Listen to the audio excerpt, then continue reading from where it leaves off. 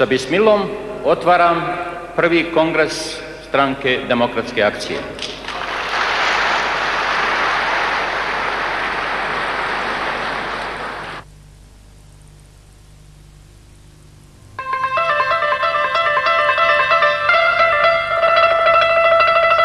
Mnogo je vijekova prošlo dok su muslimani došli do ovoga što su sada. Mnogo je mutne i krvave vode proteklo neizvjesnim predjelima povijesti i sudbine da bi njihovo duhovno stablo izraslo do ovoga kongresnog cvata. Jer od pada Ilirika do potonjih rimskih, slavenskih, turskih, austrougarskih i inih osvajanja pa do dana današnjeg, Bosna dijeli sudbinu specifičnog prostora, korpusa separatuma i medijatora među carstvima, silama, narodima, kulturama i civilizacijama.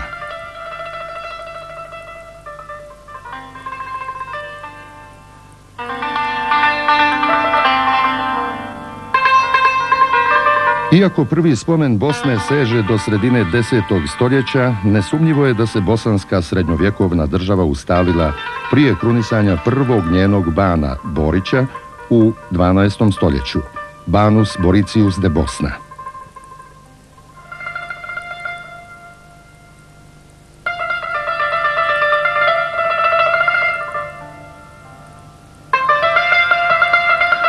Privredni i kulturni prosperitet Bosna je doživjela već s Kulinom banom, čija znamenita povelja upućena Dubrovniku 1189. godine potvrđuje samostalnost bosanskog državnog aparata u ekonomskim i političkim poslovima.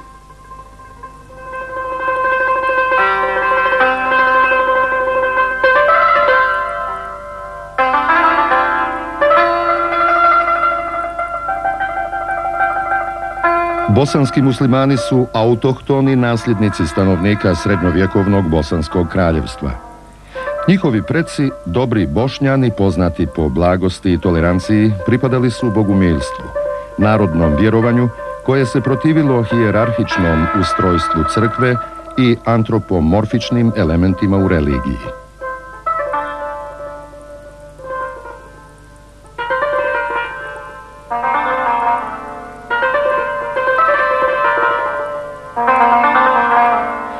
Bogumile su progonili rimska kurija i Bizantija i car Dušan i Ugari.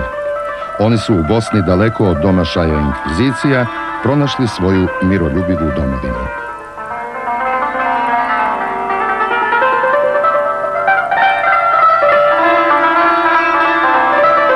Odlučni povijesni moment za bosanske muslimane dogodio se 1463. godine kada je sultan Mehmed II. El Fatih osvojio Bosnu i uveo u novi kulturno-civilizacijski krug, islamski. Zato muslimani još i danas čuvaju uspomenu na triumfalni dolazak sultan Fatiha u njihovu domovinu, dovišta u Karišima kod Bareša, na Ajvatovici kod Prusca i Buni kod Mostara, gdje su islam širili mladi i najbolji Fatihovi učenjaci, Ajvaz Dedo, Sari Saltuk i drugi, svjedoci su ovog epohalnog vjersko-kulturnog talasa.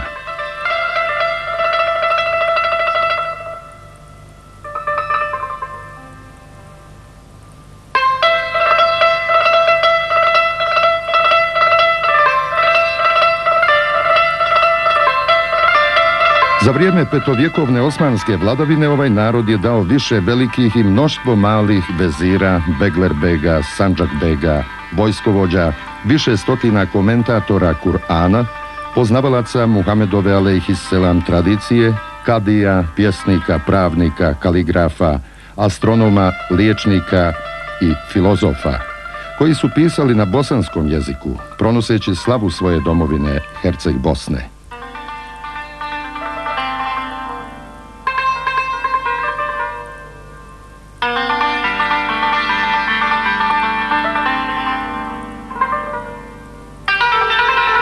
Njihov materinski bosanski jezik bio je zvanični diplomatski jezik Porte.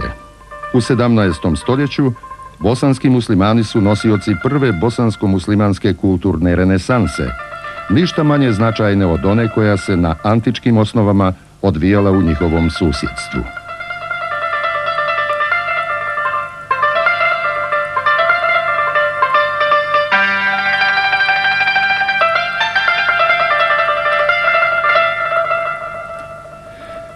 Sredinom 19. stoljeća, nakon provedenih reformi u poljuljanom carstvu, prilike u Bosni i Hercegovini se pogoršavaju.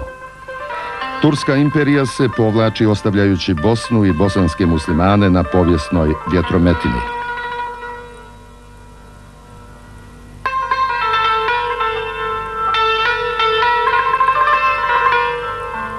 Odlukom Berlinskog kongresa 1878. godine Bosna i Hercegovina je potpala pod Austro-Ugarsku upravu. Međutim, njene manje više današnje granice su i na tom kongresu, kao u ostalom i Sremsko-Karlovačkim mirom 1699. godine, zatim mirom u Svištovu 1791. a kasnije Saint-Germainskim ugovorom 1919. godine, međunarodno pravno utvrđene i priznate.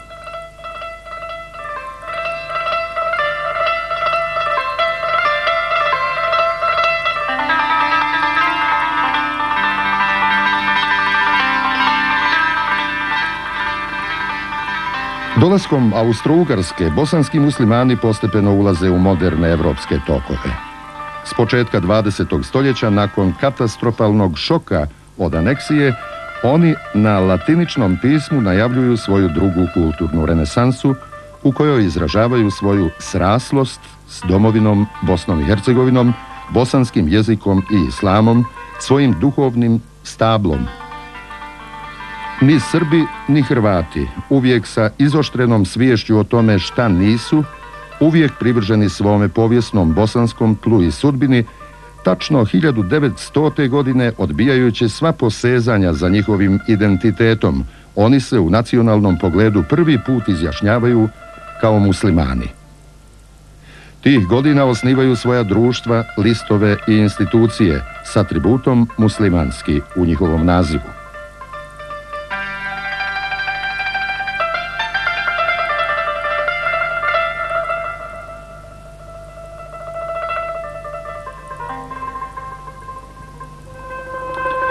Nažalost, to su bile i godine masovnih iseljavanja muslimana iz Bosne i Hercegovine i Sandžaka za Tursku i Albaniju. O tome vremenu govori i prvi čovjek muslimanskog naroda, predsjednik Stranke demokratske akcije, gospodin Alija Izetbegović.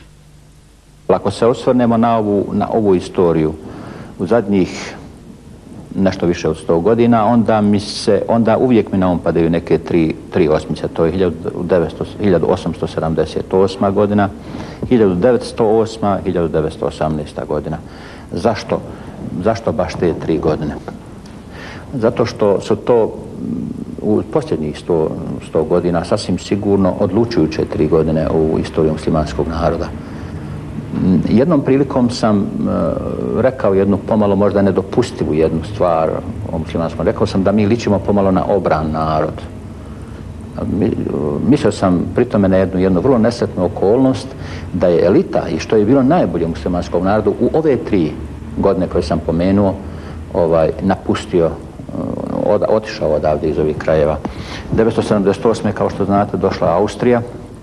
Ono što je valjalo tada uglavnom je odlučilo da odseli. Pošto je pružilo ovdje jedan junački otpor austrijskim trupama pod Hadžilojom i Hadžijamakovićem i pošto je taj otpor završen porazom, velika većina i to baš najboljeg elementa otišao je u Tursku. Ostavili su imanje, a ponijeli sa sobom vjeru i što kažu obraz i misao i duh sa sobom odnijeli. Ostavili ovaj svijet, opredijelili se, što bi rekli, za ono drugo carstvo. Otišli su u Tursku, pričaju neki samo sa izvjesnim stvarima koje su mogli ponijeti. Ostavili su zemlje, kuće i tako dalje. To je bio prvi veliki talas odlaska onog vodećeg elementa, bogatih ljudi, intelektualaca, vjerske inteligencije. Dakle, onog što je viđenje, ostao je običan svijet. Taj proces je trajao sve do 1908. godine, jer znate, ovih 30 godina je bilo neko stanje neodređeno u Bosni i Hercegovini. To je stanje u kojem je Bosna i Hercegovina bila okupirana, ali nije bila anektirana. Dakle, de facto su vladala ovdje austrijska vlast, de jure je to bila Turska. 1908. godine dolazi do aneksije i drugi veliki talas iseljavanja. Veliki talas. Zatim slijedi 1918. godine nakon završetka Prvog svjetskog rata, treći veliki talas iseljavanja i taj proces iseljavanja nije se nažalost nikad zaustavio. Ali ono što je bitno u ovoj stvari to je što je sve što je nešto značilo u muslimanskom narodu je napuštalo i išlo. Dakle, tu je se vršila jedna negativna selekcija u tom smislu da ono što je valjalo išlo, što nije valjalo ostajalo. Mi smo potomci onih što su ostali, nažalost. Naravno nisu svi otišli, ali muslimanski narod za razliku od drugih naroda ovdje dožive upravo to da je bio lišen svog najsnažnijeg elementa, najsnažnije komponente i pravo je čudo, pravo da vam kažem, pravo je čudo i nekad se pitam kako smo uopće nakon svega toga opstali. A eto, kao što vidite, opstali smo, istina prolazeći nakon toga kroz vrlo teške situacije.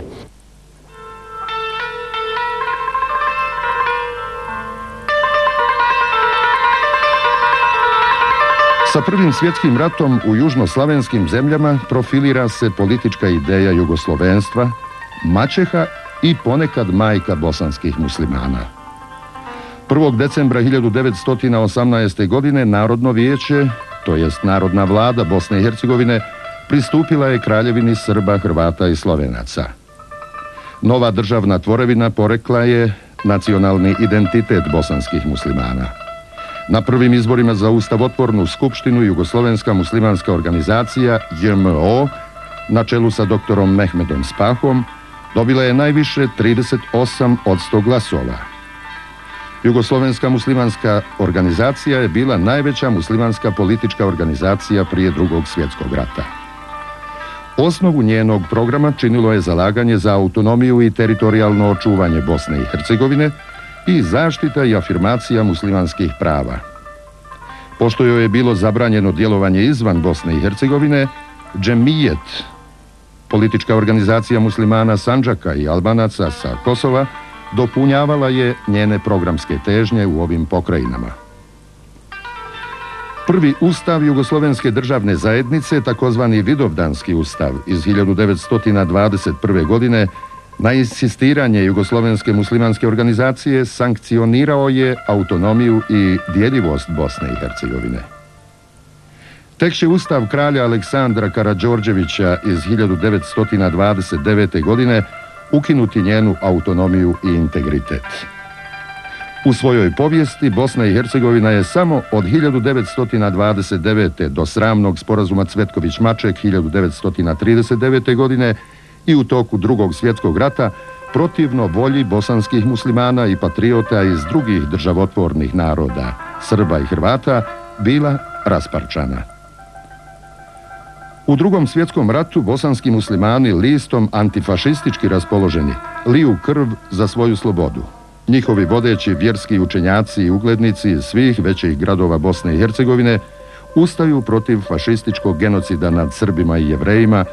Oni pišu znamenite rezolucije protiv toga zla, štiteći koliko su mogli svoje komšije. Muslimani formiraju svoje brigade, spasavaju muhadžire, odupiru se četništvu i ustaštvu, ali i boljševizmu. Ni krivi ni dužni u srpsko-hrvatskom konfliktu izgubili su preko 8% uglavnom civilnog stanovništva.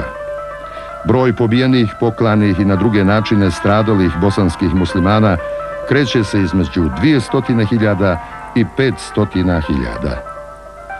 Bosansko-muslimanska stratišta na Drini, u okolini Čajniča, po Pljevljima i drugim mjestima Sandžaka, u istočnoj Hercegovini, na Čavkarici, Rami, Kulenvakufu, Drvaru i tako dalje, do pojave SDA niko nije smio ni spomenuti, a kamoli obilježiti. Baš tada, možda u tim danima, stvorila se u istoj toj godini, rodila se jedna ideja koja će kasnije postati jedan snažan pokret, ideja mladih muslimana. To je pokušaj da se muslimane vrate svojim korijenima, da nađu sebe ponovo i da tragajući za svojim porijeklom dođu do samih korijena. Moram reći da to nije bilo traganje toliko za nacijom, koliko za nekim duhovnim ishodištima muslimanskog naroda ovdje. Ja sam bio jedan od prvih ljudi koji su stupili tada pokret su povela jedna grupa studenata beogradskih muslimana. Ja bi spadao recimo u drugu generaciju. Ja sam bio gimnazijalac tada i stupio sam u taj, mogu kazati, prije svega jednu grupu, a zatim jedan pokret koji će kasnije, okupljajući oko ideje islama, ljude koji su tome pripadali ili koji su htjeli da se tome priključe, koji će dočekati kraj rata, dolazak komunista na vlast. Vidite, u ratu muslimani su se našli u jednom procjepu. Bili su stavljeni u izbor između fizičkog i duhovnog uništenja, znate? Pa su, čini mi se, prihvatili da ovaj rizik gubitka duhovnog identiteta, da bi očuvali gole živote, i gro njih je prihvatio partizane kao jedini izlaz koji je tada postojao, suočeni sa mogućnost da budu fizički istrebljeni od strane četničkog pokreta, koji je to i na koncu konaca javno govorio, nije ni krio takve ideje. U takvoj situaciji muslimani su prihvatili, jer nisu imali alternative nikakve druge, prihvatili su partizane, jedan broj njih je otišao u partizane. Međutim, bila je jasna stvar da ćemo biti suočeni sa pokušajem duhovnog zatiranja. Međutim, smatrali su ljudi da ako očuvamo gole života, da ćemo se kasnije moći boriti i za duše, i to je taj borba kasnije nastavljena.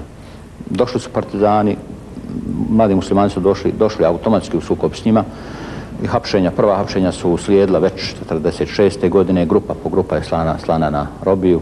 1946., 1947., 1948., 1949. veliki jedan obračun sa mladomuslimanskim pokretom. Nekoliko desetina glava je palo ili su osuđeni na smrt. Veliki broj ljudi, ja mislim preko 1000 ljudi tada je palo u zatvor 1949. godine, osuđeni na dugogodišnje kazne, i mislim da se te kazne mogu računati na nekoliko desetina hiljada godina. Najveće razočarenje bosanski muslimani doživjeli su na drugom zasjedanju Avnoja u Jajcu, kad se formirala druga federativna Jugoslavija. Avnojskim odlukama jedino su bosanski muslimani ostali nepriznati i razvlašćeni u nekonsekventno provedenoj federaciji.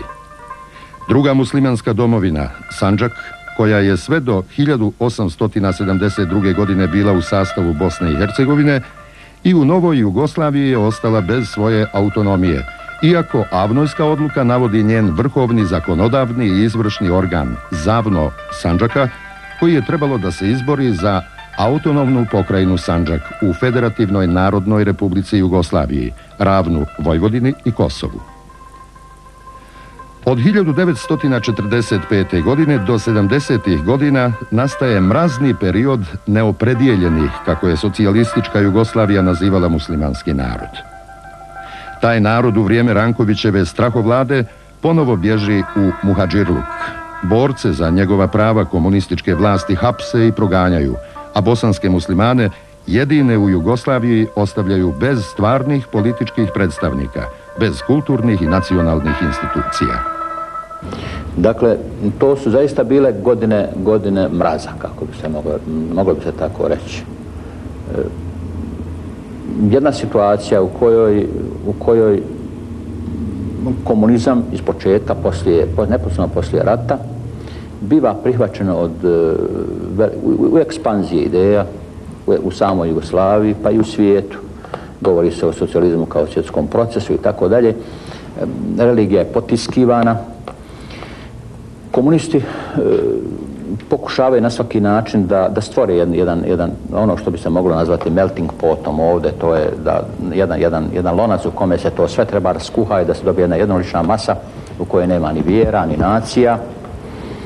Jedan ostalom pokušaj koji je jedan eksperiment koji je pravljen i drugdje u svijetu i koji svugdje dožive neuspjeh, jer narodi postoje prirodno, religija postoje, to se ne da, kulture postoje, ta različitost, to šarenilo svijeta je jedna prirodna pojava i komunisti su bili udarili jednim potpuno, po mišljenju, neprirodnim putem i, kao što se kasnije pokazati, što smo mi predviđali od prvih dana poslije rata, to će doživjeti apsolutni debakl. Sve će nestati u ovome nekakvom jednom potpunom haosu i rasulu, kao što se to ove sad godine pokazuju, jer je to bio jedan, kao što rekao, jedan neprirodan put. Što se tiče nas, poslije izlaska sa robija, ljudi su neki izdržali po 10-12 godina robije. Naravno, tinjala je ta misao, taj otpor, na isan način pritajeni otpor, jer za javni otpor apsolutno nije bilo nikakve šanse. Vi znate da je vladao zakon po kome ste mogli za riječ otići 2-3 godine robije dobiti za jednu ružnu riječ, a za nekakvu organizaciju ili za pokušaj stvaranja jedne organizovane pobune ili otpora uopće, mogli ste izgubiti glavu ili dobiti 10-15 godina robije i biti uklonjeni definitivno na neki način iz javnog života. Međutim, prkos toga mi smo tražili neke puteve da očuvamo živim tu misao, okupljajući je oko nečega što još uvijek je bio na granici još dozvoljenog, ne apsolutno zabranjenog, to je religija. Pisali smo članke, sastajali se na nekim sjelima, pokušavajući da održimo barem misaodisnu stranu za islam trenutak živom.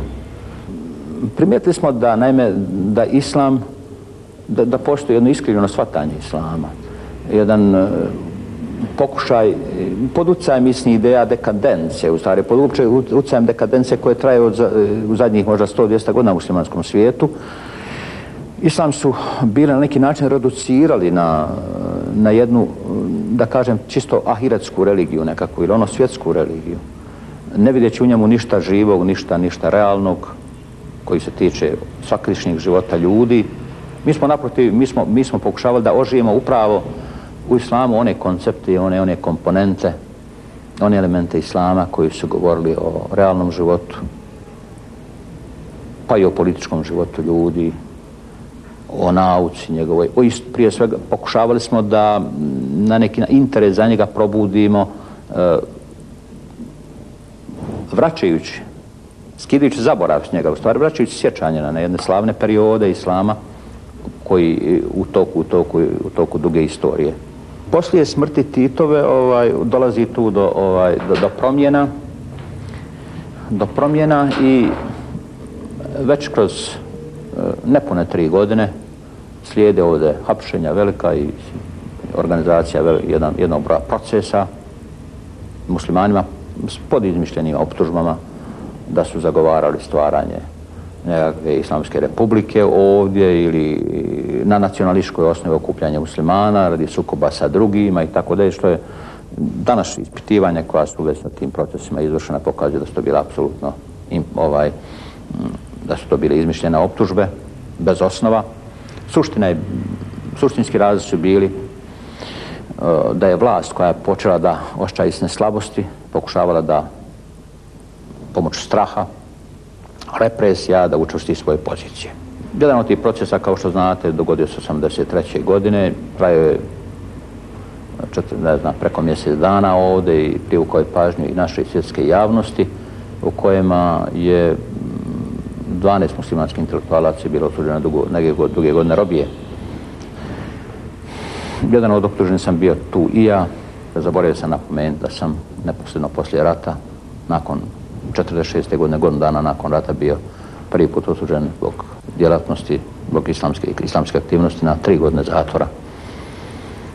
Tako da sam proveo negdje oko 9 godina robije u jednom životu koji traje 60-70 godina, priznaći da to je dobar komad. Ja sam se u stvari odlučio negdje koncem 89. godine da krenemo na ostvarenje muslimanske stranke. Tu ideju sam nosio u toku zatvora, razgovarao sam o tome sa nekim našim svojim prijateljima i razmišljali smo o tome kako će doći dan da organizuje muslimanski narod ovdje. To je bilo tačno, mislim da su prve radnje sa tim učinjene baš u novembru 89. godine, tačno godinu dana nakon mog izlaska iz zatvora. Ja sam obavio razgovore sa nekim prijateljima ovdje u Zagrebu i onda je aktivnost na stvaranju te stranke počela. Cilj je bio da se organizuje muslimanski narod, da se bori za svoj identitet, da vrati sebi slobodu i da ima sve ono što drugi narodi imaju. On je više nego drugi narodi bio lišen toga.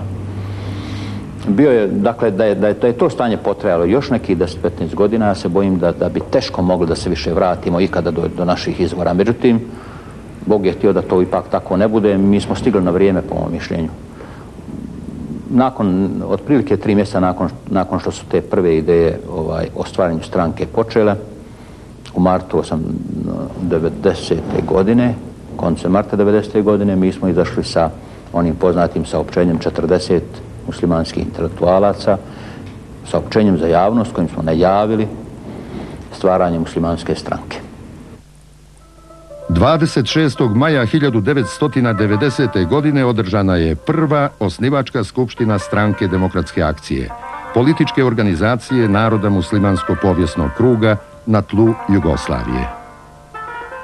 Zato danas stvaramo ovu stranku i zahtijevamo punu slobodu djelovanja, kao i potpuno ravnopravan tretman sa postojećim takozvanim društveno-političkim organizacijama u korištenju informativnih medija, prostorija i tehničkih i financijskih sredstava.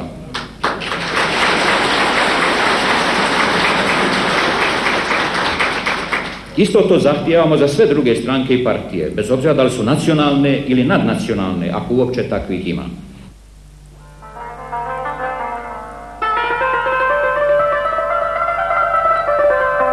Mada muslimanska po svojim utemeljenjima i članovima, SDA je došla sa nadnacionalnim programom i demokratijom za sve. Osnovna načela i ciljevi SDA izneseni na osnivačkoj skupštini su afirmacija ljudskih prava, demokratija, afirmacija nacionalne samobitnosti muslimana, autonomija i slobodna aktivnost svih vjerskih zajednica, tržišna privreda, privatno poduzetništvo, ukidanje svojine bez vlasnika, jeftinija država, unapređenje socijalnih prava, ravnopravnost svih naroda koji tvore Jugoslaviju, afirmacija legitimnih prava nacionalnih manjina, očuvanje integriteta i nepovredivosti granica Bosne i Hercegovine i Jugoslavije, denacionalizacija nacionalizovane imovine vjerskih zajednica, kulturno-prosvetna autonomija Sandžaka. Ubrzo potom slijedi osnivanje ogranaka Novi Pazar sa preko 50.000 učesnika, Foča, kojom prilikom su klanjate dženaze šehidima koji su poginuli od četničke kame i metka, Velika Kladuša, uz prisustvo preko 300.000 ljudi, što je nesumnjivo najveći politički skup u Jugoslaviji. I dalje Hrvatska, Slovenija, Australija, Njemačka, Švicarska, Kanada, Crna Gora, Beograd, Makedonija. U trijumfalnom pohodu, pogađajući i slijedeći interese, volju i raspoloženje muslimanskih naroda, SDA je za 2-3 mjeseca prerasla u masovni pokret sa blizu 800.000 članova. Na prvim poslijeratnim višestranačkim izborima u Bosni i Hercegovini SDA je osvojila najviše, 33% glasova ukupnog biračkog tijela. Od 240 mjesta oba vijeća Bosansko-hercegovačkog parlamenta, stranci Demokratske akcije je pripalo 86. Njeni kandidati, gospodin Alija Izetbegović, gospodin Fikret Abdić i dr. Ejup Ganić, postali su članovi predsjedništva Bosne i Hercegovine, a dr. Rusmir Mahmud Čehajić i Muhamed Džengić potpredsjednici Bosansko-hercegovačke vlade. Uporedo sa političkom krenula je i vjerska i kulturna renesansa bosanskih muslimana, kojima je poseban kolorit dao hor Gazi Husrevbegove medrese. On je najavio buđenje muslimanskog naroda najprije na otvorenju Zagrebačke džamije 1986. godine, a zatim to potvrdio na nezaboravnoj svečanosti u Zetri povodom 450. godišnjice Gazi Husrevbegove medrese.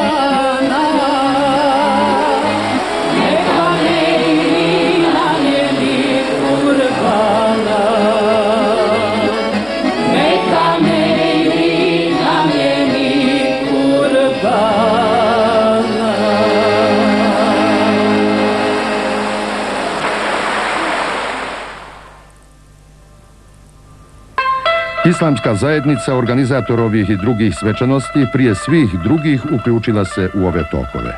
Ona danas sa novim ustavom i Reis ul Ulemom nastoji da se reorganizira.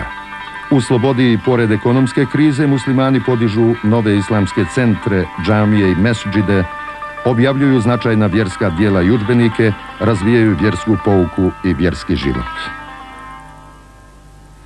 Obnovljen je i rad Kulturnog društva muslimana Preporod, koje je okupilo najznačajnija imena iz znanosti, umjetnosti i kulture, a također i rad muslimanskog dobrotvornog društva Merhamet, koje danas pruža svoju pomoć svim bolesnim, nemoćnim, protjeranim i unesrećenim.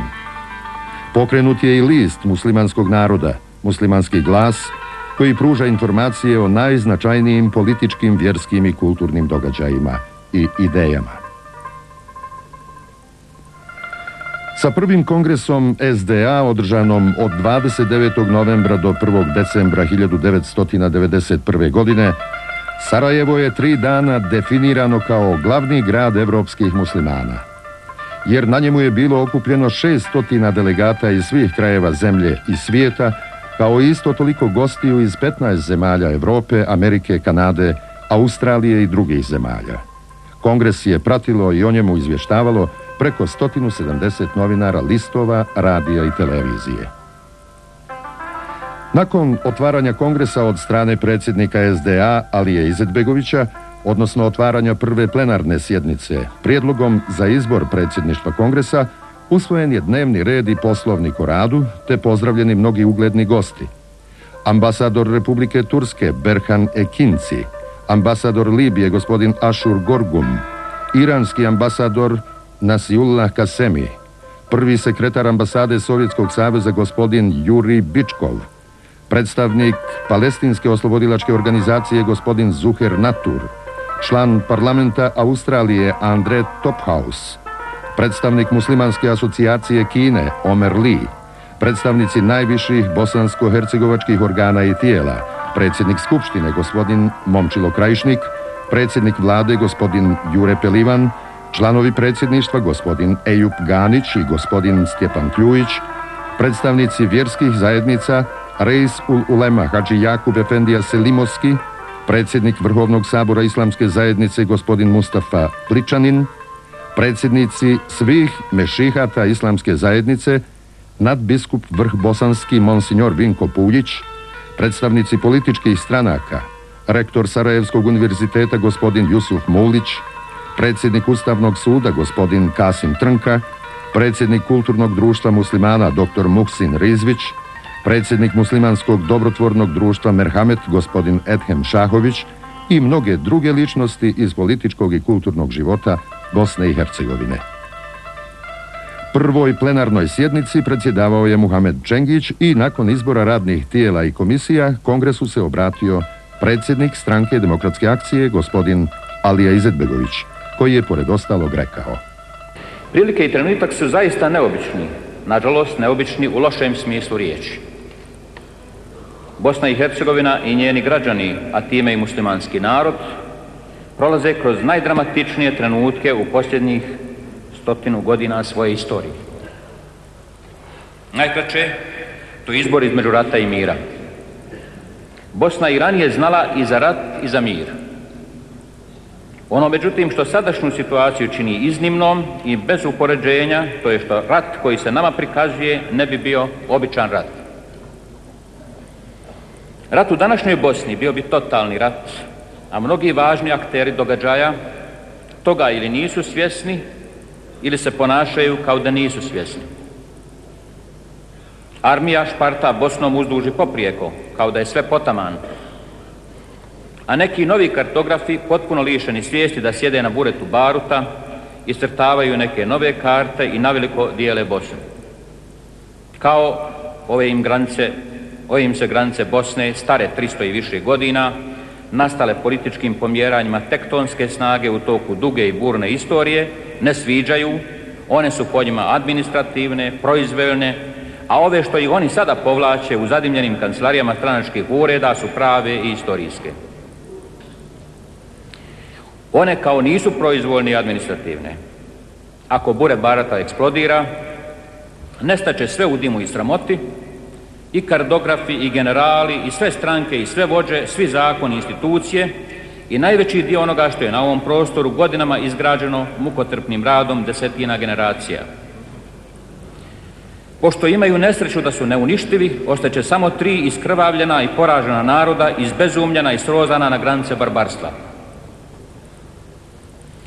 Suočena sa ovom sumornom vizijom, Naša stranka se opredjeljuje za mir i izbjegavanje svakog rizika od sukoba. I što je opasnost veća, to naše opredjeljenje za mir u istoj mjeri je veće i odlučnije. U nastavku je Alija Izetbegović istakao da SDA ima svoje specifične ciljeve i interese, ali boreći se za mir, ona podjednako zastupa sve građane i narode ove republike, jer je to najviši interes svih. Prihvatajući bez rezervi Haški dokument, muslimani još uvijek vjeruju u mogućnost makar i labave zajednice naroda zasnovane na ljudskim pravima i slobodnom tržištu, ali odbacuju tvorevine poput one koja se nudi u takozvanoj Beogradskoj inicijativi, jer to nije ni Jugoslavija, niti demokratska zajednica. S obzirom na sastav stanovništva, Bosna i Hercegovina mora imati specijalne odnose sa Srbijom s jedne i Hrvatskom s druge strane, i bez obzira da li će ove dvije republike biti i na koji način uzajamno povezane, tako da ne bude pasoša za Srbe na Drini, ni za Hrvate na Uni i Savi. Srbija i Hrvatska su nacionalne države. Bosna i Hercegovina to nije i može biti samo građanska republika.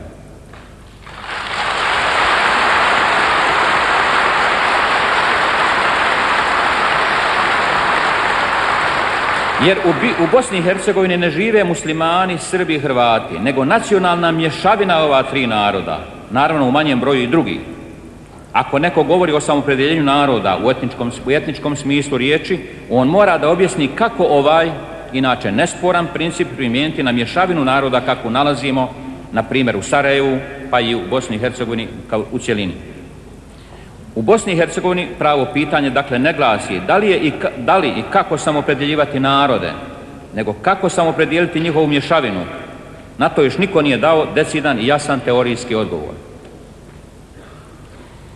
Naravno, praktičan odgovor postoji, a to je historijska formula Bosne kao multikonfesionalne, multinacionalne i multikulturne zajednice.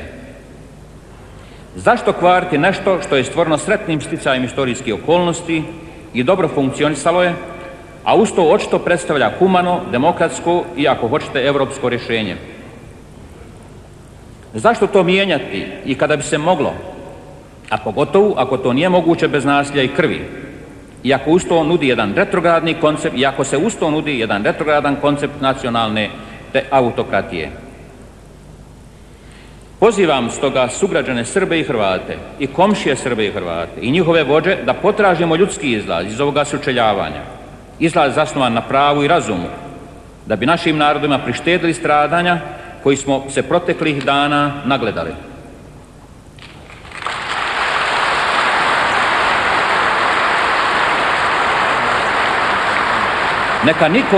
Neka niko ne pokušava da nas podjarmi, jer nas podjarmiti ne može. Niti da nas liši naših prava, jer ćemo ta prava kad tada vratiti. Niti volimo život više od drugih, niti se bojimo smrti više nego drugi, a rane nas podjednako bole.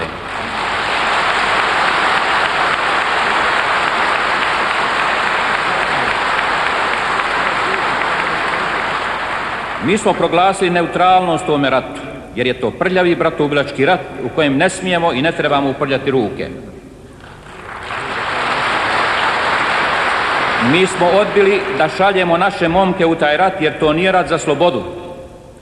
Na ovaj način mi smo spasili živote i duše mnogih naših ljudi. Živote jer nisu ginuli, duše jer nisu ubijali. Dakle, učinili smo da ne budu ni dželati ni žrtve. Ovaj naš stav dobio je priznanje i podršku svih ljudi dobre volje ovdje i napolju. On je neizmjerno podigao ugled Bosne u svijetu i u vrijeme kada se s pravom stidite nekih događaja koji se odigravaju na ovim prostorima, vi možete, ako se zateknete u stranoj zemlji, sa pravom reći da ste iz Herceg Bosne. Tamo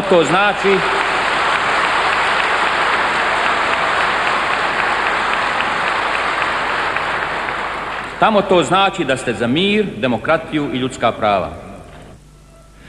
Predsjednik stranke Demokratske akcije je također rekao da je ironija trenutka da, iako je Bosna i Hercegovina proglasila svoju demilitarizaciju, ona je trenutno parče zemlje sa vjerovatno najvećom koncentracijom vojske i vojne tehnike u Europi. i zapitao se kakvi su ratni ciljevi armije u Hrvatskoj, otkuda tolika bezdušnost u vođenju rata i zašto rakete u Bosni i Hercegovini. Istakavši da probleme o kojima je riječ muslimani ne misle rješavati konfrontacijom, on je naglasio da armiji treba pomoći da se transformiše, a profesionalnim vojnicima treba garantirati stečena prava. Ono o čemu SDA kao stranka siromašnog naroda treba posebno da povede računa jesu dvije ugrožene regije, Zenička i ona u Cazinskoj krajini. Zenica treba da postane središte svih institucija crne metalurgije, a Agrokomercu treba pomoći jer je to i jedno od predizbornih obećanja. Treba nastaviti i sa započetom reprivatizacijom, ali i prekinuti prodaju dionica, pošto se ona u nekim slučajevima pretvorila u pljačku društvene imovine, rekao je on i nastavio. Današnji kongres treba iskoristiti da se u rukovodna tijela uvedu novi, posebno mlađi ljudi. Stranka je ogromna jer je obuhvatila bilo kao članove ili kao simpatizere čitav muslimanski narod, ne samo u Jugoslaviji, nego i u svijetu. Ali ona je počela da liči na nedonošće sa ogromnim tijelom i malom glavom, jer su službe u centrali stranke ostale nedovoljno razvijene i ne mogu da odgovore naraslim potrebama. Tome je svakako doprinijela i koncentracija funkcija u jednoj ličnosti. Ove manjkavosti su uočene i na ovom kongresu predviđamo mjere da se one efikasno otklone. Mislim da je u tom pogledu otvoren put. Ovaj kratki raport završit ću obraćajući se muslimanskom narodu, ovom u Bosni i Hercegovini, onom u Sandžaku, Makedoniji, Sloveniji, Hrvatskoj, Srbiji. Moja poruka glasi, kao i mi danas, jedan drugi narod, u ovom momentu je nevažno koji, našao se na istom raskršću. Hoćemo li pogijeti glavu ili ćemo ostati uspravni? Hoćemo li biti robovi ili ćemo ostati slobodni ljudi? Pjesnik tog naroda, koga nisam spomenuo, odgovorio onim slavnim riječima kojima i ja želim da završim ovo kratko izlaganje. Velikim Bogom se kunemo da robovi biti nećemo.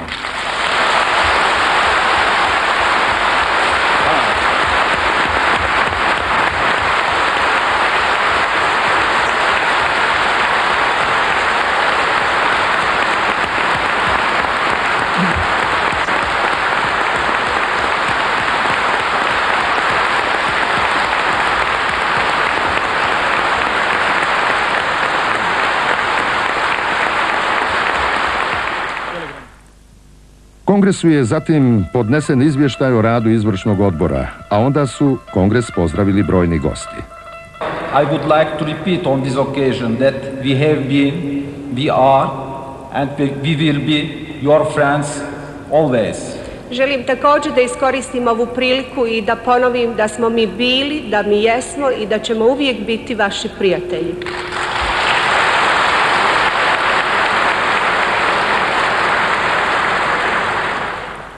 يسرني Drago mi je في البداية na početku أن أنقل إليكم da vam prenesem تحيات pozdrave, الشعب العربي الليبي pozdrave libijskog arapskog naroda,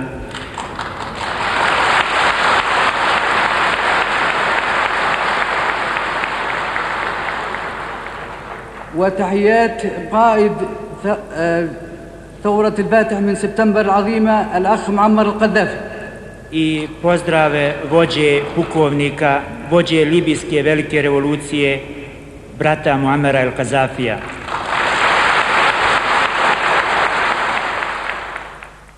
Bismillahirrahmanirrahim.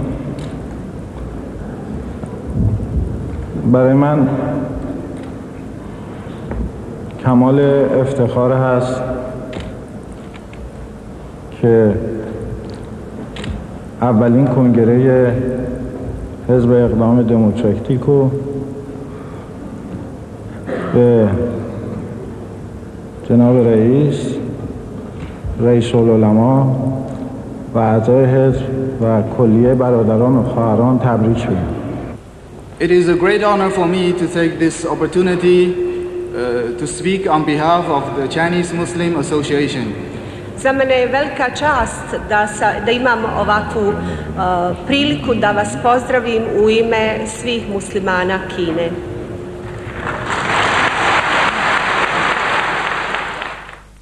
It's my great pleasure to be here and to bring you greetings from the Australian people and in particular from the Bosnian Australians. Za mene je velika čast što imam priliku da vas pozdravim ispred australijskih ljudi, a posebno ispred australijskih Bosanaca. U ime Skupštine Bosne i Hercegovine i u ime srpskog naroda pozdravljam ovaj kongres i želim vam sreću i želim vam da ovaj kongres prođe sa mnogo dobrih zaključaka, prvo za dobrobit vašeg naroda, a za sve nas. Ja duboko osjećam borbu muslimanskog naroda, prije svega za svoj identitet, i mogu vam reći da sam u granicama svojih mogućnosti uvijek tumačio posebnost muslimanskog naroda i njegovu snagu. I vjerujte, poželio bih svakome u Bosni i Hercegovini da danas ima toliko učenih i moćnih ljudi, toliko ljudi koji žele da profiliraju ono što desetljećima nije vam bilo dozvoljeno. Ističe mi to da Ustav Srbije i Socijalistička partija u svemu i potpuno uvažavaju nacionalnu posebnost muslimana, a odnos srpskog i muslimanskog naroda, kao i svih drugih u ostalom, vidi se jedino kao odnos nacionalne ravnopravnosti. Mi priznajemo državu Republiku Bosnu i Hercegovinu.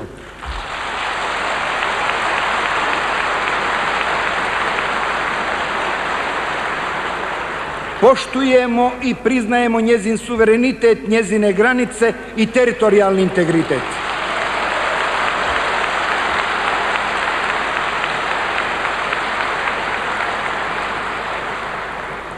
Po našem shvaćanju Republika Bosna i Hercegovina pripada svojim narodima, među njima i hrvatskomu, jednako kao i drugima. Sa zadovoljstvom mogu javno konstatovati da uprkos nedovoljnim organizovanim kontaktima ipak postoji značajna bliskost i podudarnost u ocenama, stavovima i angažovanjima Stranke demokratske akcije i Demokratskog saveza Kosova. U Crnoj Gori nam govore da je Albance i muslimane udružila vjera u koaliciju, što, uvjeravam vas, nije tačno.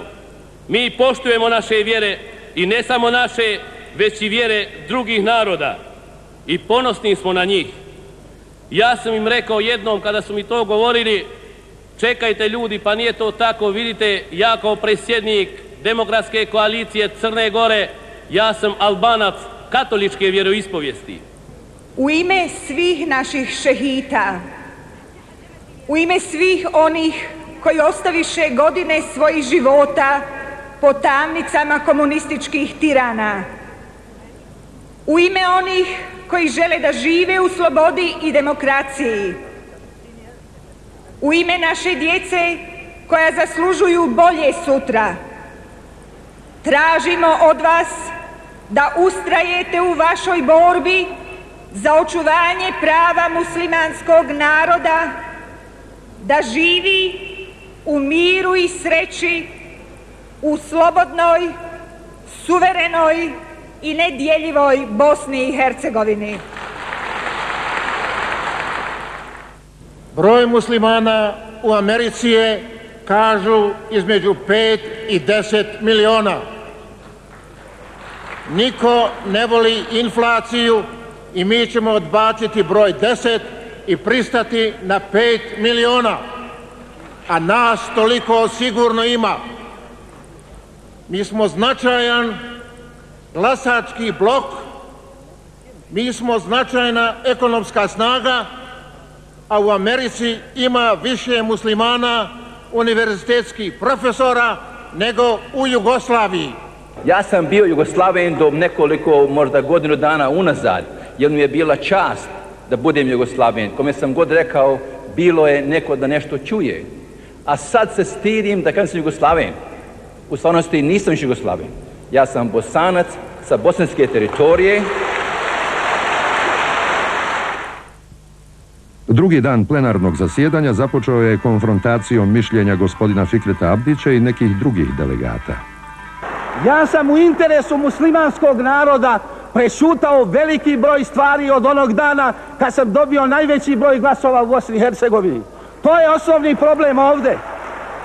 O njemu se mora otvoreno govoriti. Jer ja da sam mislio čutati ovom rukovodstvu, ja bi čutao onom koje mi je tražilo glavu. Jer sam znao da to nije bilo vreme demokratije i da je bilo normalno da glava ide za te situacije. Bilo je također još primjedbi na izbor članova glavnog odbora SDA, ali je usvojena statutarna odluka da se bira 101 član, a da ostale kooptira predsjednik stranke. Također su usvojeni izvještaji verifikacione i kandidacione komisije. Kongres je zatim nastavio rad po komisijama.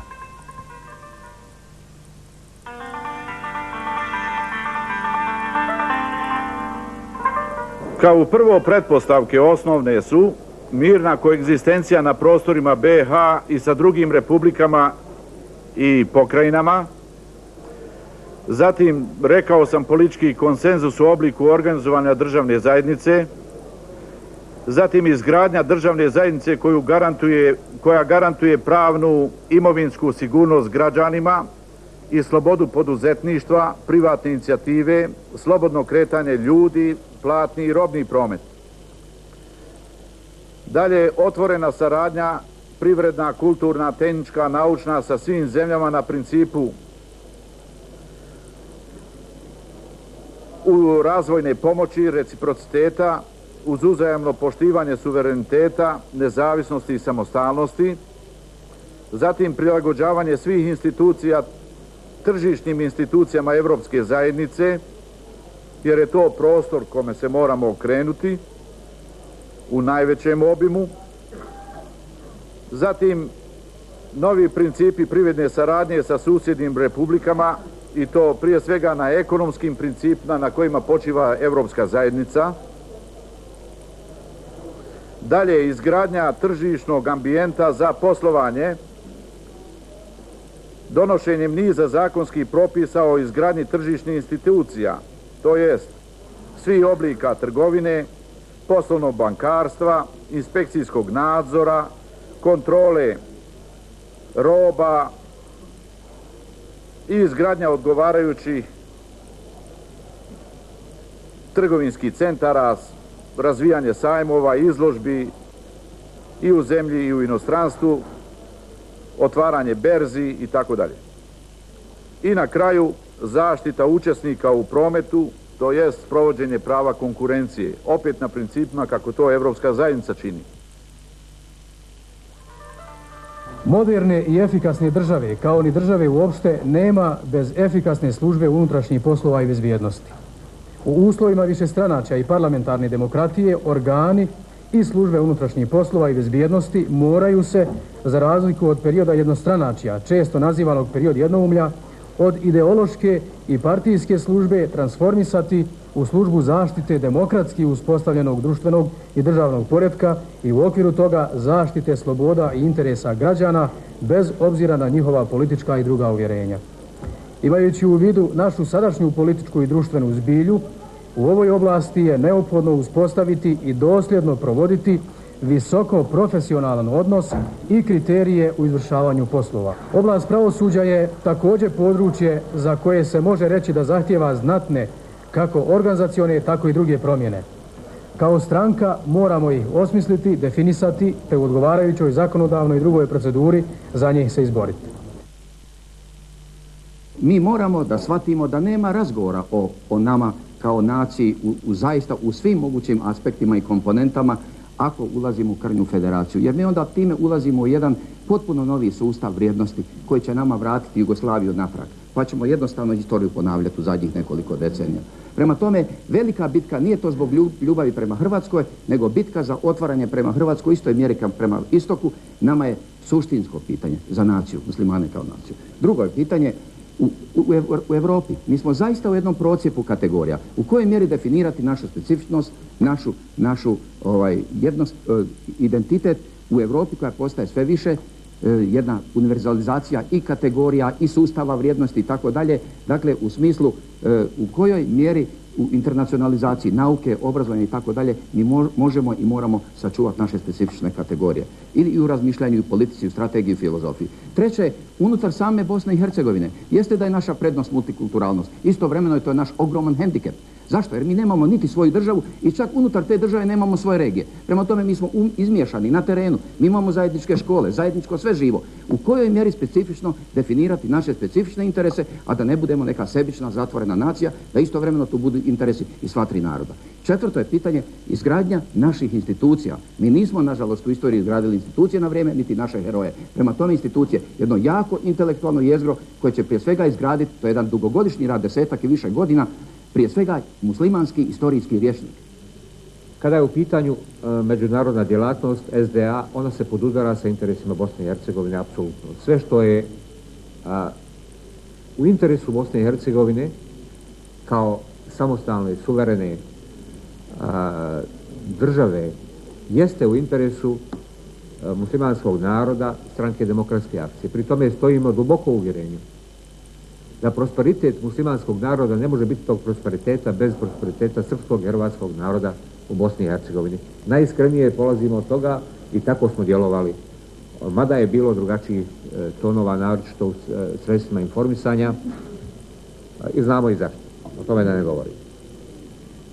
Dakle, mi smo kao Republika morali poći ne od ravnopravne pozicije, jer je Bosna i Hercegovina nije imala. Mi smo morali poći od odnosa negiranja.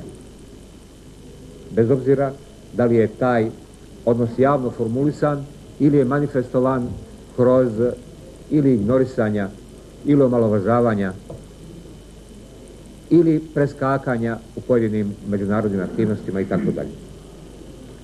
Samo ću kratko reći da je zastupljenost Bosne i Hercegovine u Saveznom sekretarijatu za inostrane poslove i diplomatsko-konzularnim predstavništvima, da je predstavljenost Bosne i Hercegovine neadekvatna, a kada govorimo o muslimanima, predstavljenost muslimana je ispod svake kritike. Predstavlja oko 1,34%, a znamo koji nas je postotak. To je činjenično stanje. Dakle, u ovom poslu se moralo poći ne od nule, nego ispod nule, od situacije negiranja na raznim nivoima. Dakle, afirmacija Bosne i Hercegovine čini mi se da je lakše tekla u inostranstvu nego što teče u Jugoslaviji samo. Ljudi nas lakše prihvataju za ravnopravnog partnera nego što nas pojedine bratske republike prihvataju kao takve. Poslanici u parlamentu su se više puta žalili da nemaju adekvatan kontakt sa političkom bazom u stranci, naročito ne sa izvršnim odborom stranke. Tako je izostao kontakt i konzultacije koje su bile neophodne kod donošenja vrlo važnih stavova u rješavanju pojedinih problema u Skupštini, donošenju zakona ili odbijanju pojedinih zakona. Međutim, da predsjednik kluba nikada ne prisustvuje sjednicama izvršnog odbora stranke, mislim da je neprirodno i da tu praksu treba s njom prestati. Osjećao sam potrebu da dadnem jedan amandman na član 60. Taj član 60 podsjeća me na moralnu političku podobnost koja je bila predviđena u komunističkim statutima i smatram da se taj član mora promijeniti. U pauzama kongresnih razmatranja održane su i brojne konferencije za štampu, brojni susreti i razgovori. Što se tiče rezolucija, kad bi mi gledali ovaj sadašnji trenutak, koji je vrlo težak, sumoran, pa za neke i praktično do kraja neizvjestan, onda mi nismo ni trebali održavati ovaj kongres. S obzirom da ipak moramo gledati za vrijeme koje dolazi i nadati se da to vrijeme koje dolazi neće biti ovo vrijeme. Onda i ono što se predlaže u rezolucijama i u rezoluciji o ekonomskim odnosima, o društvenim pitanjima, o uređenju sistema, o sudstvu, o tim našim statutarnim nekim novim dopunama i pravilnicima, onda je to opredeljenje za buduće vrijeme. Ja ne znam kakva sudbina čeka Sandžak, Međutim, vi ste čuli jučer i na moj govor na kongresu, ja sam predložio da bi se spriječilo zlo i krvoproliće u zemlji, da mi moramo ovdje, ako neće drugi narodi, ako neće druge republike kao muslimani, proglasiti Jugoslavensku armiju okupacijskom silom koja je okupatorska za sve narode Jugoslavije, a direktno agresor na Sloveniju, Hrvatsku i dijelove Bosne. To je jedina formulacija, jedina prava i realna formulacija i ta formulacija obavezuje plave šljemove da dođu na cijelu teritoriju zemlje i sve formacije razoružaju i spriječe krvoproliće koje prijeti. Očigledno je da se radi o montiranom procesu, jer za sve ono zašto me optužuju nema ni jedan argument. Tom prilikom sam izraz za muslimane, odnosno u zagradi kao balkanske Palestince, upotrijebio isključivo kao alegorijski. Dao sam primjer iseljavanja Sandžaka, muslimana najprije iz Sandžaka za Tursku, preko Kosova i Makedonije i njihovo zadržavanje normalno na Kosovu, a onda iseljavanje iz Kosova za Bosnu. Odnosno tim sam izrazom htio potkrijepiti to da se muslimani stalno sele iz jednog mjesta u drugo.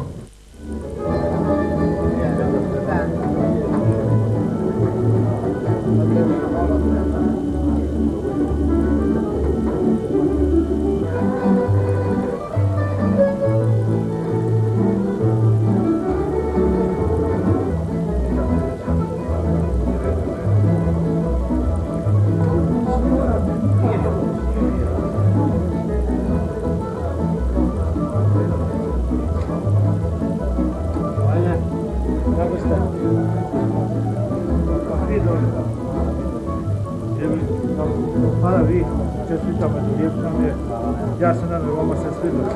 Ja sam očekivao i vaš govor. Hoćete biti sutra ili? Jeli? Bravo. Uvijek mi je drago kad nas vidim, osredno to stvari. Bit će bolje ako...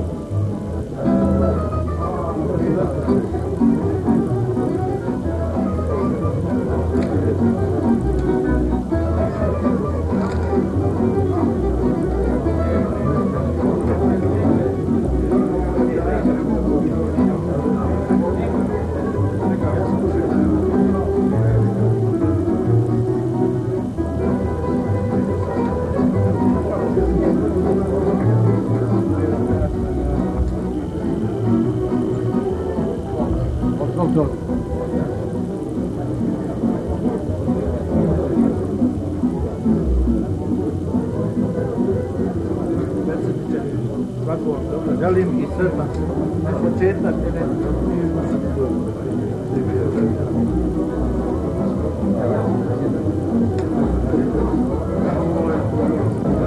Kraj.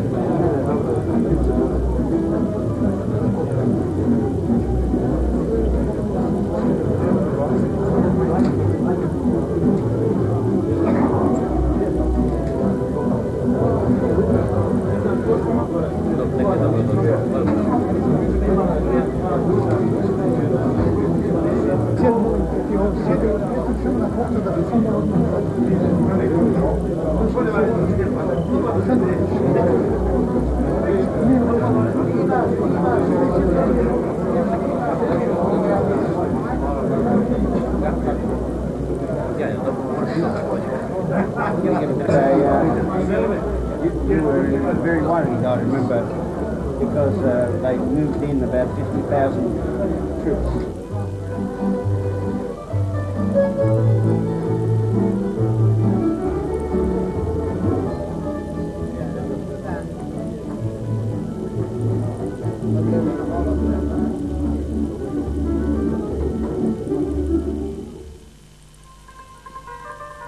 Nakon pristupanja glasanja za organe SDA, održana je i treća plenarna sjednica.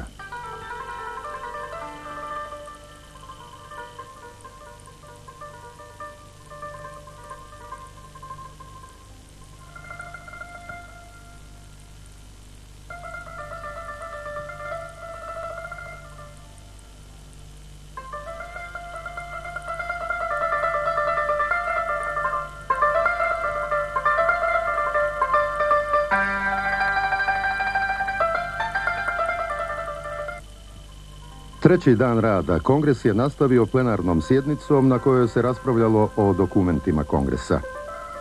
Početak je također imao dosta žučnih konfrontacija kao i prethodnog dana, pa traženje Fikreta Abdića o još širem otvaranju vrata procesima demokratije imalo je očitu potvrdu u iskrenom i na momente emocionalno prenapregnutom istupu pojedinih delegata, koji su odgovarali na neke njegove konstatacije o tome šta jeste, a šta nije interes muslimanskog naroda, te njegovo verbalno poistovjećenje sa tim interesima. Omer Behmen je upozorio da se ne smije dozvoliti da se ovaj skup pretvori ni u skup Alije Izetbegovića, ni u skup Fikreta Abdića, a zatim podsjetio na to da je u vrijeme čuvenog procesa 1983. godine, koga je aranžirao Centralni komitet, Abdić bio njegov član. Dok je Amila Omer Softić zamjerila Abdiću što se još uvijek nije upoznao sa članovima izvršnog odbora Stranke demokratske akcije i izjasnio za suverenu Bosnu i Hercegovinu na zasjedanju Skupštine Bosne i Hercegovine. Mustafa Spahić je također naglasio Abdićevu komunističku prošlost i isticanje vlastitih vrijednosti, ali i nedostatak hrabrosti da stvari kaže do kraja. Nakon ovih konfrontacija mišljenja ponovo se javio Fikret Abdić i pored ostalog rekao i ovo. Ja razumijem muslimanski narod da on strahuje od svake intervencije svakog uglednog čovjeka jer se boji reprize. Te reprize nikad muslimanski narod neće imati od strane Fikreta Abdića. Fikret Abdić ako bi došao u poziciju da se povlači, on to nikad tako uradio ne bi. Sve u dogovoru s narodom. Kao racionalna završnica cijelom ovom dinamičnom, emocionalnom toku najbolje stoje riječi Omera Behmena, koji se pozvao na jedinog ispravnog zemaljskog sudiju, historiju. Prema tome, odavde, kao član i delegat ovog kongresa, pozivam sve prisutne da prepuste stvari istoriji do početka prošle godine kada je dozvoljen rad strankama. Što je bilo, bilo, među nama gluho bilo, ne povratilo se, a o tome će pisati istorija.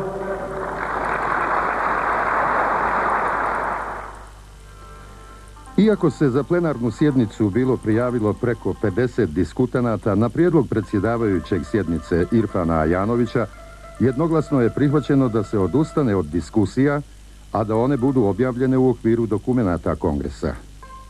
Kongres je nastavio rad podnošenjem izvještaja o radu komisija i raspravom o njima.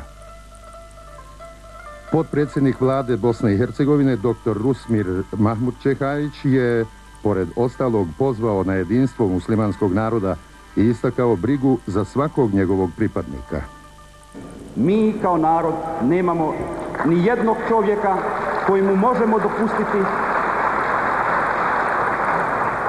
Mi kao narod nemamo ni jednog čovjeka, ni jednog pojedinca kojemu možemo dopustiti da ne bude s nama. Naša politika mora biti ona koja odražava dalekoročne interese muslimanskog naroda. Sve osobno i pojedinačno mora služiti tome interesu.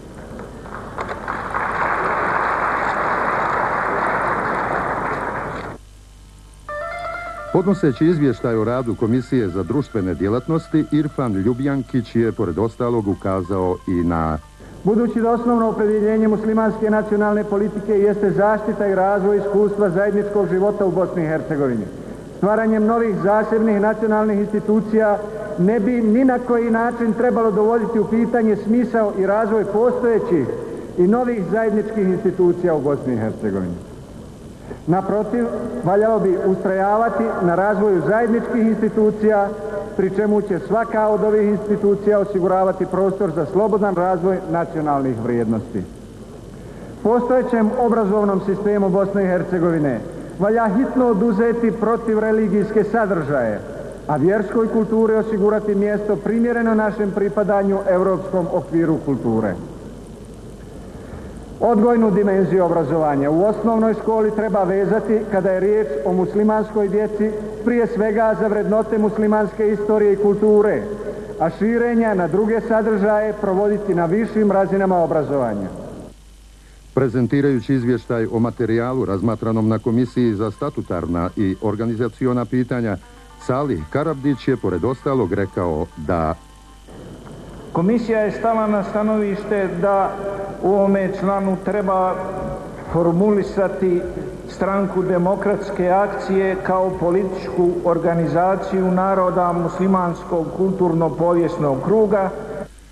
U prilično dugom izvještaju o radu Komisije za ekonomsku i razvojnu politiku kojeg je podnio Hasan Muratović, naglašava se osnovna orijentacija Stranke demokratske akcije na stabilizovanju tokova privrede i unapređenju privređivanja. Opšti uslov za izgradnju privrednog sistema Republike i za funkcionisanje postojećeg sistema do izgradnje novog jeste postizanje opšteg političkog konsenzusa u Republici i političkog konsenzusa o uređenju odnosa u budućoj državnoj zajednici jugoslavenskih naroda. Mirsad Džeman je podnio izvještaj o radu Komisije za unutrašnju politiku, pravosuđe i upravu, koja se posebno bavila teškim stanjem u Bosni i Hercegovini, koje se stalno usložnjava mobilizacijom i progonom lica, koja se na nju ne odazivaju, te mnogim drugim urgentnim političkim i pravnim pitanjima i problemima Republike. U raspravama o izvještajima kongresnih komisija učestvovao je veliki broj sudionika kongresa, čime je potencirana široka lepeza bitnih stavova i pitanja kako za trenutno stanje, tako još više za budući razvoj Republike i muslimanskog naroda uopšte. Indoktrinacija se može u mom izlaganju definisati kao proces kojim se stiču organizacione navike, ali i navike ponašanja. To su pravila ili opšto prihvaćene navike po kojima se pripadnici jednog društva ili jedne organizacije, kao što je stranka, prepoznaju. Ja predlažem da u ukupnom procesu prestrukturiranja, ne samo vlasničkog, nego i poslovnog, programskog, bazno-energetski karakter, bazno-energetska privreda Bosne i Hercegovine zauzme posebno mjesto obzirom na činjenicu da tamo imamo najjaču populaciju i najjaču koncentraciju radništva u Bosni i Hercegovini, koje u kriznim, privrednim i ostalim uslovima preživljava najteže trenutke u svojoj istoriji. Nije kamatni princip, nego princip zajedničkih ulaganja. To je šerijatski osnov u kome, po kome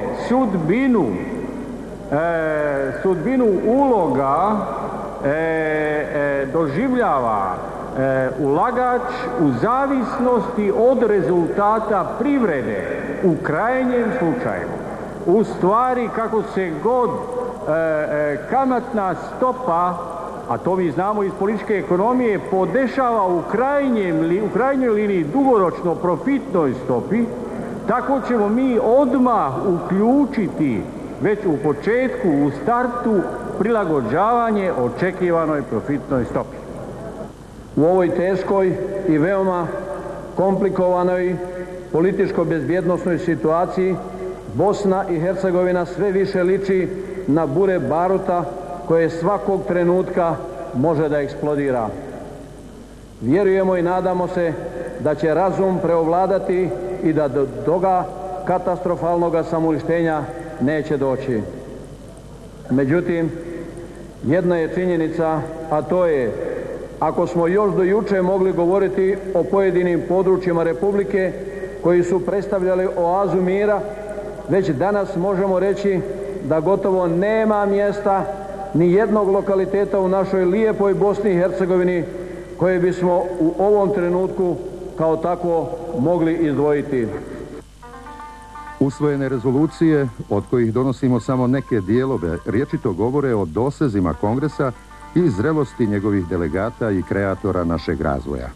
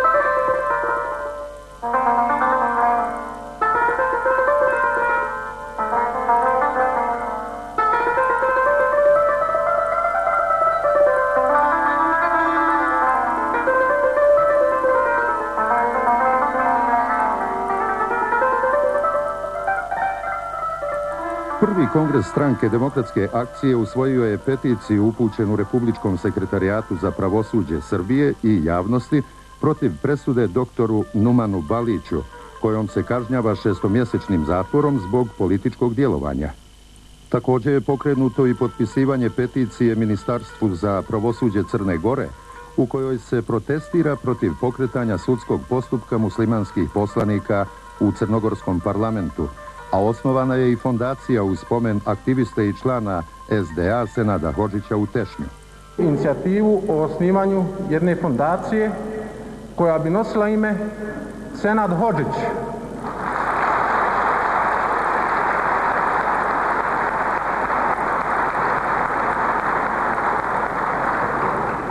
Vaš aplauz govori sam za sebe, da vam to ime veoma mnogo znači. Ja ću samo 2-3 riječi da kažem. To je čovjek koji je svim svojim bićem i duhom radio s nama zajedno na ovom putu za koji se borimo. Potom je uslijedio izvještaj izborne komisije o rezultatima glasanja za organe stranke Demokratske akcije. Dame i gospodo, cijenjeni gosti i delegati kongresa, došao je trenutak da vam ispred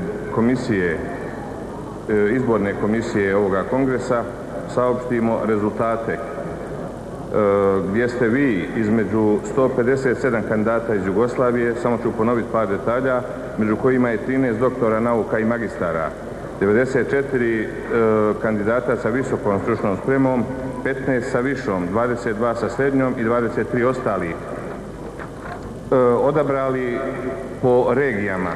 Molit ću da imate strpljenja, pročitat ću vam po regijama odabrane važeće i nevažeće listiće, a potom sastav glavnog odbora, nadzornog odbora, suda časti i izabranog kandidata za predsjednika stranke. Na osnovu ovih pročitanih rezultata glavni odbor sačinjavaju Turković Bisera sa 515 glasova, Velagić Teufik sa 513 glasova, Šačirbegović Neđip sa 512 glasova, Zenkić Iljaz sa 509 glasova, Nanić Abdullah sa 507 glasova, Alibalić Adjem sa 506 glasova, Ajkić Đulaga sa 506 glasova, Zukić Šefket sa 505 glasova, Ugljanin Sulejman sa 505 glasova, Mehmed Agić Alija sa 505 glasova, Krant Srećko sa 505 glasova, Suljević Ibro sa 504 glasa, Isić Mujo sa 504 glasa, Gačanović Emir sa 504 glasa, Rašljanin Ređo sa 503 glasa, Šaldić Dževat sa 502 glasa, Hukić Šerif sa 501 glasom, Balić Numan sa 498 glasova, Ljajić Rasim sa 477 glasova, Ajanović Irfan sa 472 glasa, Tanković Šemso sa 458 glasova, Ganić Nuradin sa 450 glasova, Čeman Mirsad sa 440 glasova, Silajđić Haris 439 glasova, Šabić Salim sa 421 glasom, Lati Džemal sa 408 glasova, Velžić Mirsad 407, Efendić Hažo 405 glasova, Cero Muharem 399 glasova, Ljubljankić Irfan sa 398 glasova, Idris Begović Azra 396 glasova, Topić Alaga 394, Rizvan Begović Alija 391, Alajmović Senahid 371, Bešlagić Mithat 369, Brka Osman 368, Behmen Omer 367, Bičakčić Ethem 365, Čengić Muhamed 361, Smajić Aida 360, Mujažić Mirza 360,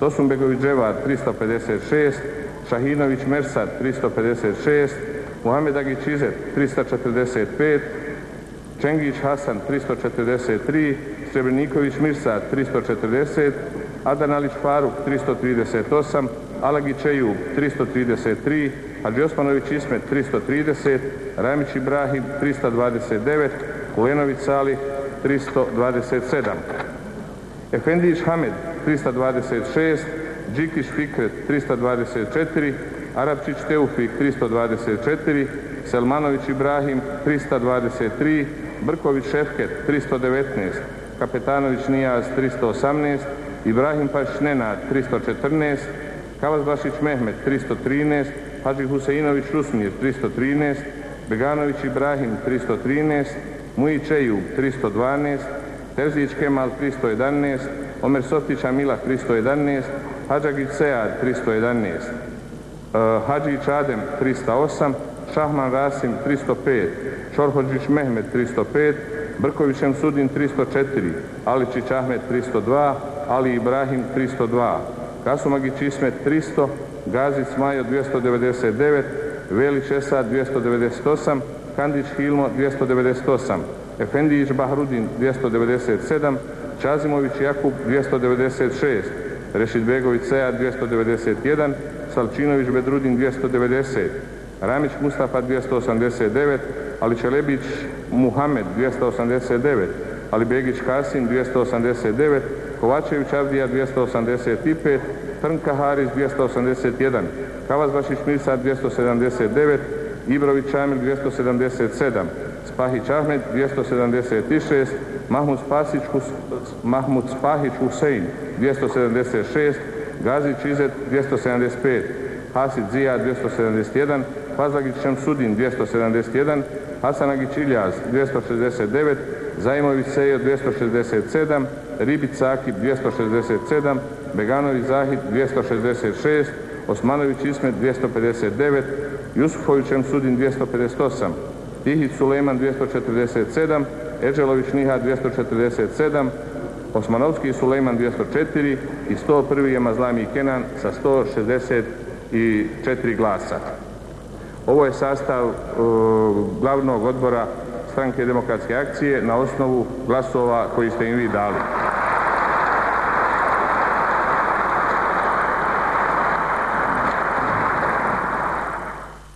Rezultati glasanja za izbor predsjednika Stranke demokratske akcije su sljedeći. Kandidat Bičakšić Hethem dobio je 12 glasova, kandidat Efendić Hadžo dobio je 7 glasova, kandidat Izetbegović Alija dobio je 524 glasa.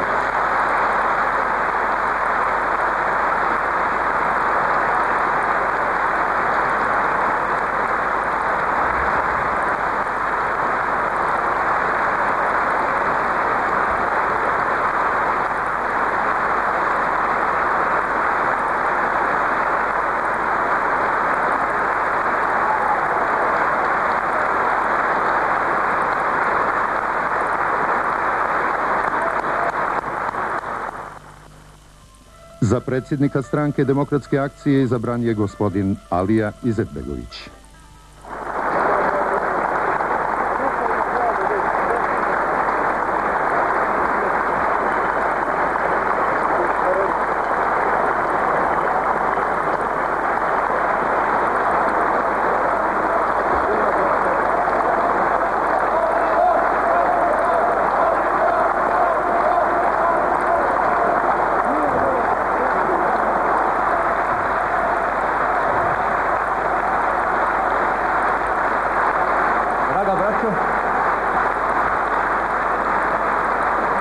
Draga braćo moje,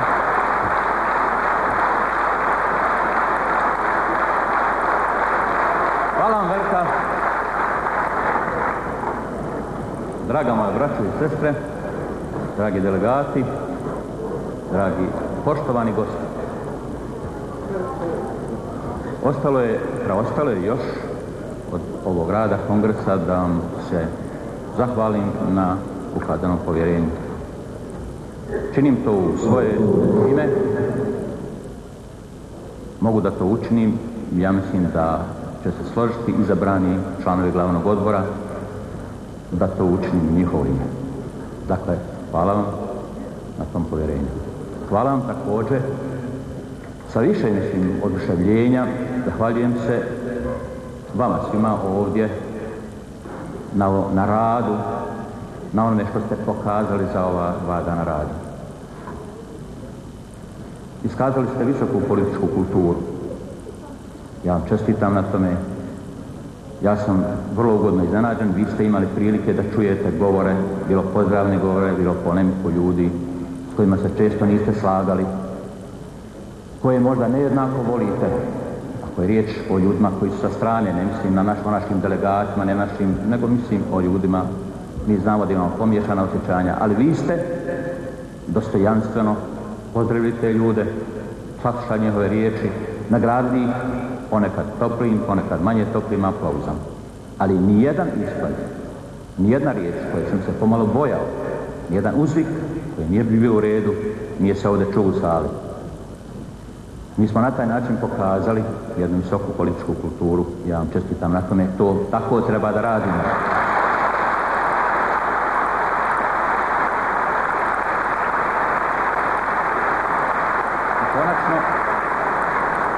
Konačno, sa najviše oduševljenja uputio bi zahvalnost muslimanskom narodu. Dakle, muslimanskom narodu. Treba da ga se sjetimo u ovom momentu, tog naroda koji pokazuje ogroman sabur, ogromno strpljenje u ovim teškim danima kad je izložen neimaštini, opasnosti od rata. On pokazuje da je jedan veliki narod. Mi smo taj narod otkrili sami za sebe i za svijet. Za mene je to bilo isto otkriće, moram reći, iako potičem iz tog naroda. Za mene ono što je taj narod pokazao u toku ove posljednje 2 godine dana, veliko otkriće, veliko srce tog naroda. I naša politika o kojoj je riječ, za koje nas hvale, nismo je mi izmislili. Mi smo, to je duh našeg naroda, našeg muslimanskog naroda koji smo mi pretočili, i bolje rečeno, to je duh tolerancije prema svemu što živi, svakom čovjeku koji živi. To je naša nauka, njegov duh, koji svi mi samo, da kažemo uslovno, njegove vođe, njegove vodeći ljudi pokušavamo da pretočimo u nekakve riječi i djela. To je ta politika. Prema tome, naša politika mira, tolerancije i iznalaženja nekog izlaza iz nevolje je u stvari mudrost ovog naroda. Ja sa ovog mjesta tražim da se i vi sjetite, da aplaudirate tom narodu, jer to je naš muslimanski narod.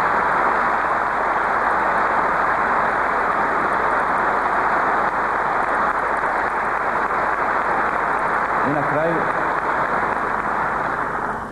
na kraju, pošto ste puno naslušali govora, ja nemam namjeru da govorim puno. Na kraju, vi ste nam dakle ukazali to povjerenje. Ja ću iz sve srca zaželiti i zamoliti Boga da nam pomogne da vaša očekivanja i našeg naroda ispunimo i da vas koji ste nas izabrali i naš muslimanski narod ne razočaramo. Hvala vam veliko.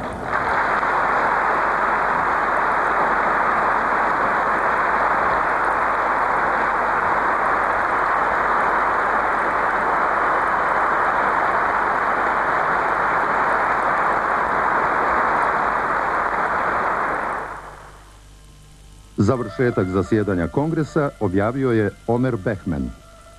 Poštovani skupe, braćo i sestre, uz Božiju pomoć završavamo ovaj naš skup. Jedna velika istina je tu. Vizija i dugogodišnji san našega ummeta se ostvaruje. To je, Stranka demokratske akcije stvorila je potrebne uslove za afirmaciju i napredak muslimanskog naroda na ovim prostorima. Naš prvi kongres ćemo privesti kraju. Prvo dovom. Elhamdulillahi Rabbil Alemin. Neka je slava i hvala gospodaru svjetova. I drugo, našim pozdravom i porukom Esselamu alejkum, to jest neka je mir na sviju.